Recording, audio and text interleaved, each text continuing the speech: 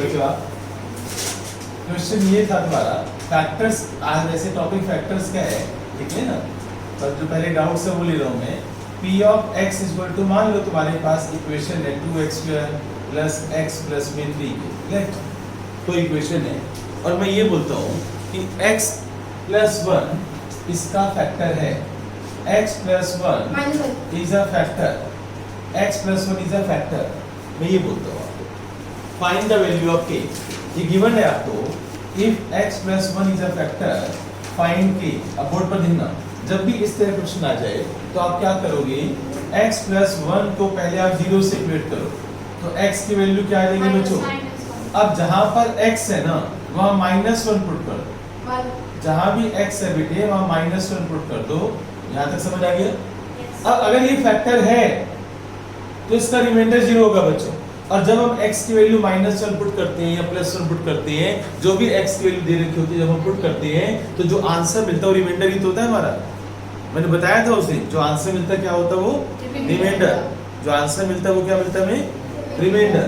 और अगर ये फैक्टर है तो रिमाइंडर 0 होना चाहिए, अगर ये फैक्टर है तो रिमाइंडर क्या होगा 0।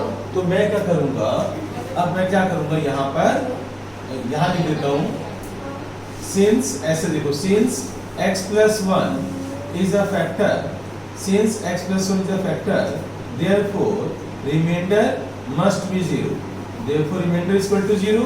तो आप इसको 0 कर दो, यहाँ पर क्या लिखोगे आप 0। अब -1 का स्क्वायर क्या होता है बच्चों, +1।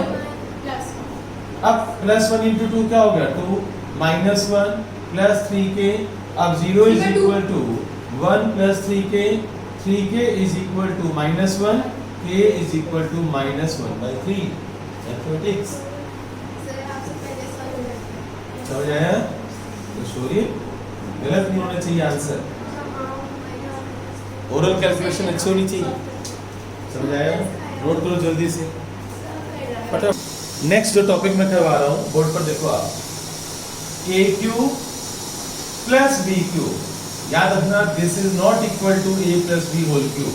बच्चे बड़े कंफ्यूज होते हैं, A plus B whole cube का फॉर्मूला इसमें लगाए थे, इसका फॉर्मूला उसमें लगाए थे, भाई दोनों अलग अलग हैं, तो बात समझ गए ना।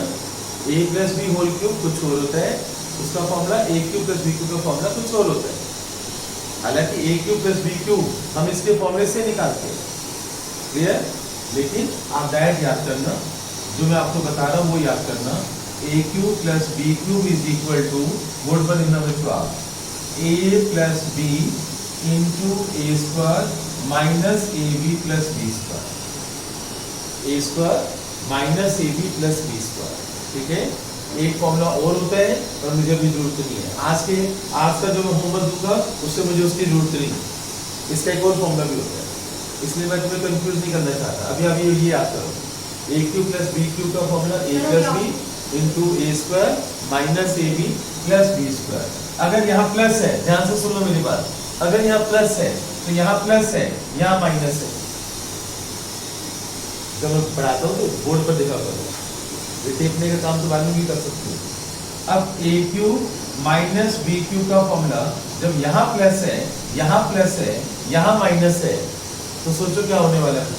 यहाँ माइनस है तो यहाँ पर क्या होगा, माइनस, और यहाँ पर प्लस। मेरी बात समझ गए ना? तो ये याद रखना बच्चों, केवल साइड कहाँ पर चेंज हो रही है वो तुम देखो कि कहाँ चेंज हो रही है। अगर यहाँ पर प्लस है तो यहाँ पर प्लस है और यहाँ माइनस है, यहाँ माइनस है तो यहाँ देखो माइनस है और यहाँ पर प्लस है, क्लियर? राइट?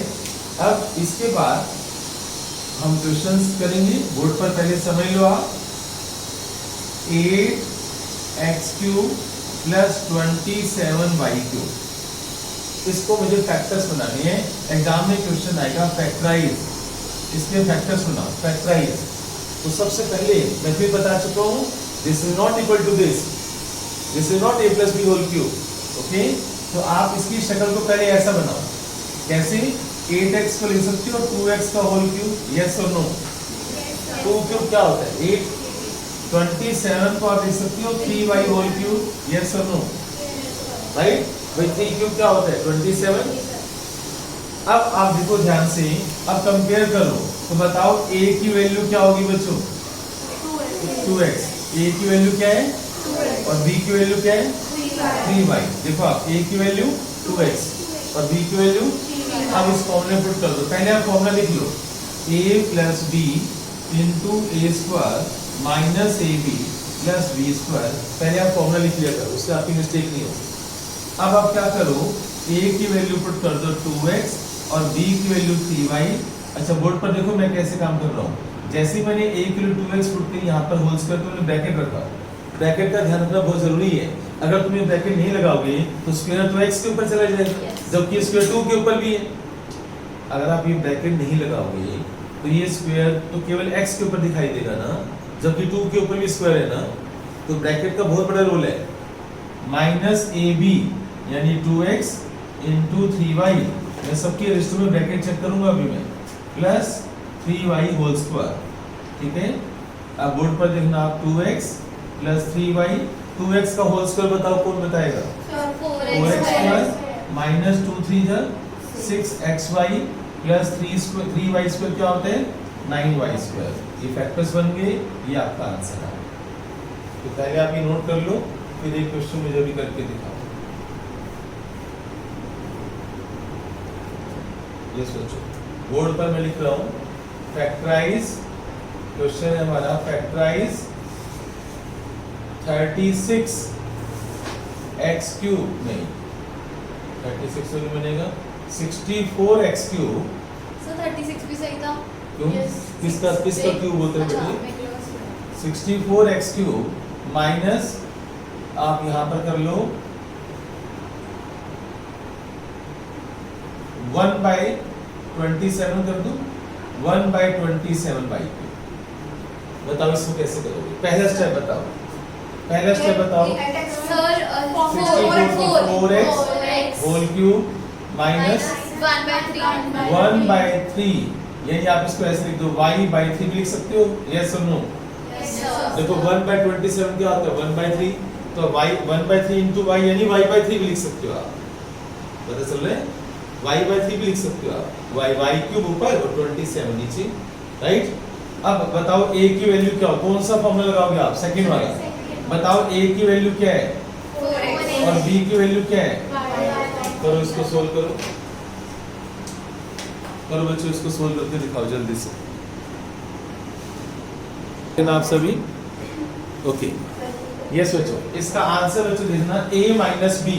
पहले आप फॉर्मूला लिखो, a minus B into A square plus A B plus B square. अगर मैं फॉर्मूला भूल जाऊंगा बच्चों आवाज नहीं तो गलती हो जाएगी ना, फॉर्मूला नहीं भूलना। और यहाँ ए स्क्वायर यानी 4x का स्क्वायर, फिर a की वैल्यू 4x पुट कर दो, b की वैल्यू y/3। एक एक स्टेप देखो मैं कैसे कर रहा हूँ, बिल्कुल ऐसे नहीं तरह काम किया करो।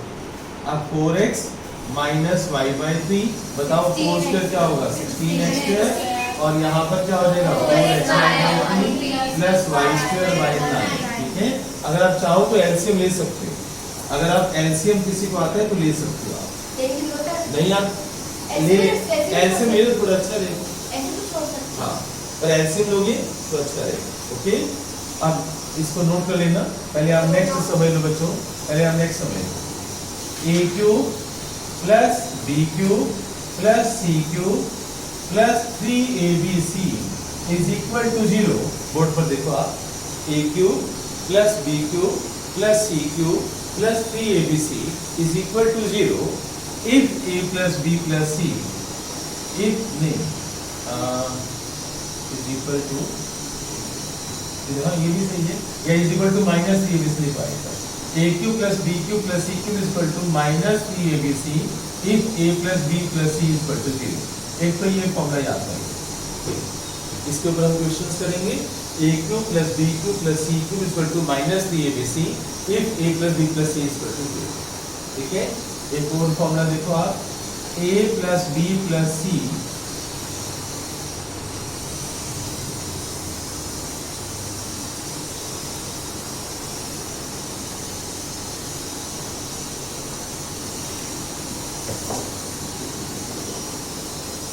इसको भी रब कर दो।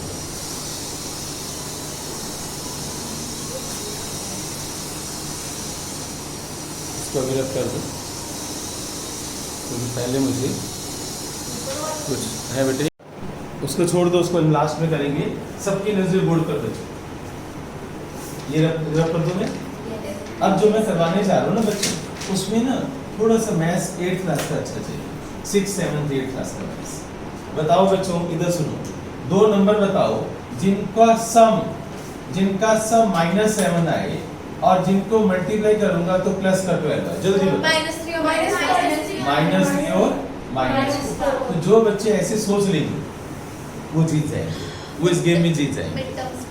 हाँ, उसको बोलते हैं middle term splitting, middle term splitting. और जो बच्चे ये नहीं सोच सकते उनके लिए टॉपिक मुश्किल हो जाएगा। फिर मम्मी की हेल्प लोगे, पापा की हेल्प लोगे, उनको भी नहीं आता तो पड़ोसों की हेल्प लोगे। चलिए बच्चों, अच्छा ये बताओ, ऐसे दो नंबर बताओ जिनका सम 4 आए और जो उनका प्रोडक्ट आए वो माइनस का 12 आए। बताओ, सम 4 आए -2 + 6। गुड। तो वानी, अगर तू ऐसे सोचती रहेगी तो शायद नहीं कर देगी। बहुत स्पीड से सोचना होता है, जो बच्चा सोच लेगा वो जीत जाएगा। मैं फिर बता रहा हूं, ऐसे नंबर मुझे बताओ जिनको प्लस करने पर 8 आए, प्लस करने पर क्या आए 8, और जो उनका प्रोडक्ट है वो माइनस का 9 आए। प्रोडक्ट उनको मल्टीप्लाई करूंगा तो माइनस का 9 आए, और मिडिल टर्म और जो प्लस करूंगा तो 8 आए। -9 + 1। गलत बोल रहा है तू। हाँ, प्लस 9 -1, क्योंकि 9 -1 करेगा तब प्लस का 8 आएगा ना, और मल्टीप्लाई करेगा तो -9 आएगा। पर शौर्य ने तुम्हें हिंट दी, अब शौर्य तो चुप रहेगा, ठीक है। अब इनका नंबर है ना बेटे, इनको जसराज को भी चेक करना बेटे, कितना वो खाता है, कितने बादाम खाता है, देखिए जरूर। सम जो है, सम मुझे चाहिए, आसान पूछ लो मैं से, जसराज से नहीं, तो कुछ लिखा नहीं, चुप हो जाओ बिल्कुल। जैसे आज सम मुझे चाहिए 3 और दो नंबर, उनका सम 3 चाहिए, और मल्टीप्लाई करेगा ना तो माइनस का 54 चाहिए। जसराज, प्लस करने पर 3 आए और मल्टीप्लाई करने पर -54 आए। जसराज, अब तू देख ले मैथ्स कैसा है। वानी, तुम देख लो, तुम्हें पड़ोसी की जरूरत पड़ेगी बेटे, या मम्मी की जरूरत पड़ेगी। स्वानी को भी नहीं आता। हाँ, ईशान, हाँ, तूने बताया दिव्यांश ने। हाँ हाँ सर 9 और -6। 9 और -6। तो 9 और -6, 9 - 6 क्या होता है 3, और मल्टीप्लाई करने पर क्या आएगा -54। अब ये बताओ ये कौन सी क्लास का काम है? क्या 9th क्लास का काम है? 8th 6th क्लास का काम है ना। कोई 6th 7th क्लास का बच्चा भी तुम्हें आराम से बता सकता है, जिसकी टेबल बहुत अच्छी है ना। और ये मिडिल टर्म स्प्लिटिंग जो है टॉपिक, वो इसी पर तो बेस्ड है। देखो कैसे, अब मैं क्वेश्चन करवा रहा हूँ मिडिल टर्म स्प्लिटिंग वाला।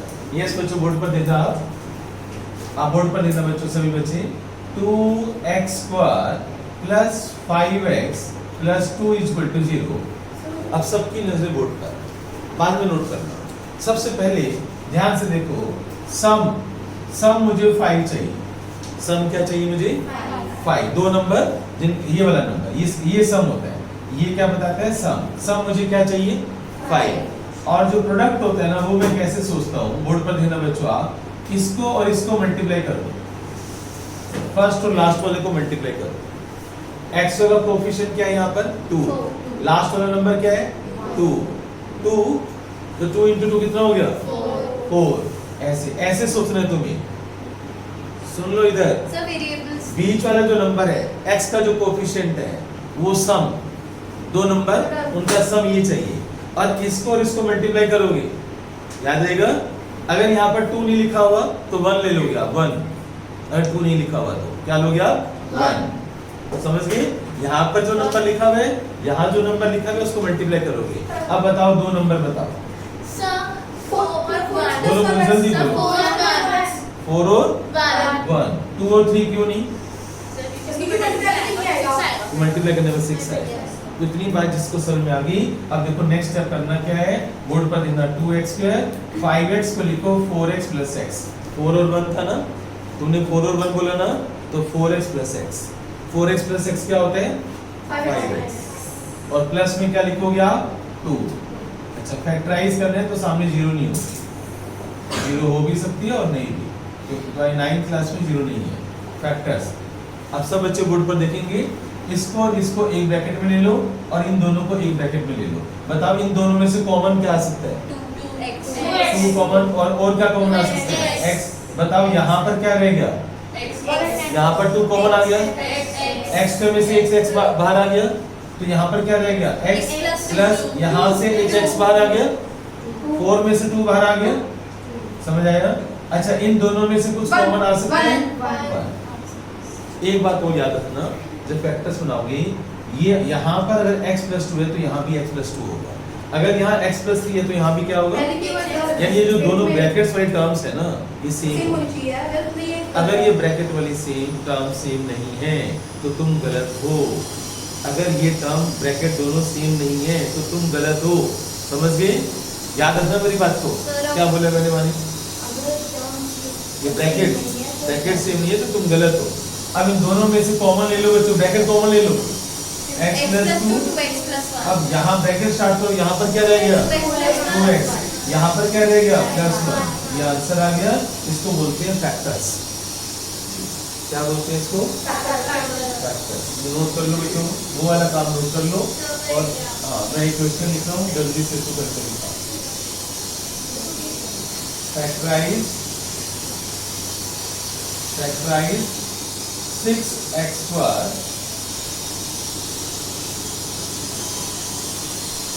प्लस का 13x और प्लस का 6, इसके फैक्टर्स बनाओ।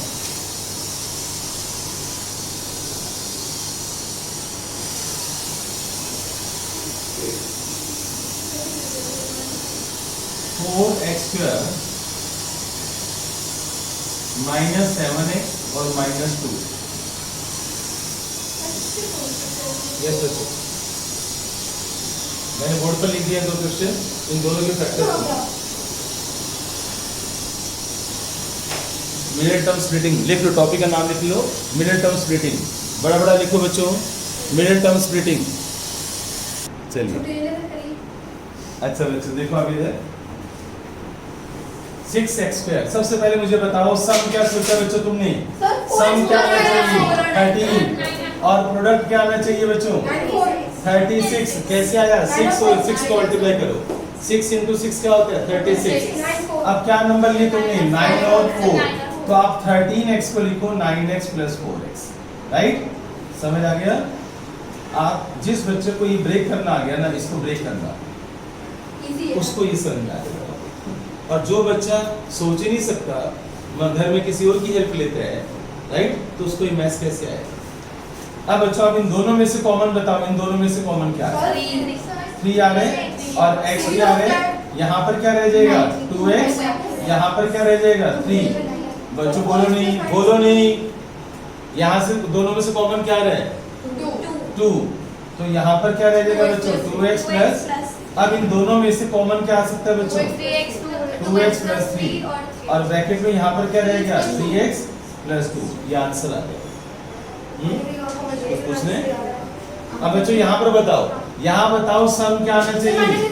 -7 और उनको मल्टीप्लाई करने पर प्रोडक्ट क्या आना चाहिए? 4 × -2 क्या होता है? -8। प्रोडक्ट क्या आना चाहिए? -8।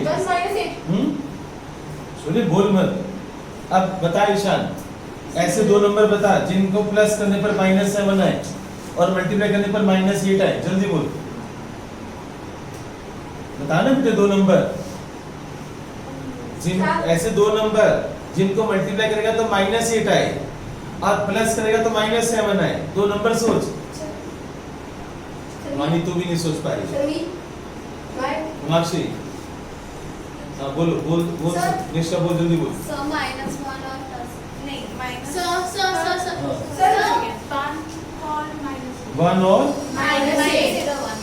सोचा कर ना, 1 और -8, 1 × -8 और 1 -8 क्या होता है? -7।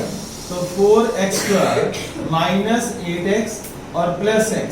इसे कैसे लिखोगे बच्चों? बोर्ड पर देखो, -8x और +x। समझ आ गया? अच्छा, एक तरीका इसका जो जिन बच्चों को नहीं पता चलता ना, उसका एक तरीका फैक्टर्स भी है। जैसे -8 है तो इसके फैक्टर्स बनाओ। -8 के फैक्टर्स बनाना बच्चों क्या क्या बनेंगे? -4 माइनस इंटू टू और 2 बनेंगे, राइट? ऐसे कर लो आप। माइनस तो और क्या फैक्टर्स बन सकते हैं? -8 इंटू 1 भी बन सकते हैं, -4 इंटू 2, -8 और 1। अब -8 और 1, -8 इंटू 1 क्या होता है? -8, -8 प्लस 1 क्या होता है? -7। तो ये जीत गया। अब -4 अगर ये वाला बच्चा लेता है, -4 इंटू 2 क्या होगा? -8 और -4 प्लस 2 क्या होगा? -2 और -4 -2 क्या होगा? -6। समझ गए ना? तो इसलिए ये वाला पेयर बनेगा। तो फैक्टर्स से भी आप टाइम फैक्टर्स बना के भी आप सोच सकते हो। अब बताओ इन दोनों से कॉमन क्या आ रहा है बच्चों? 4x, यहाँ पर क्या रहेगा? x - 2 और यहाँ पर x - 2 और बाहर क्या रहेगा?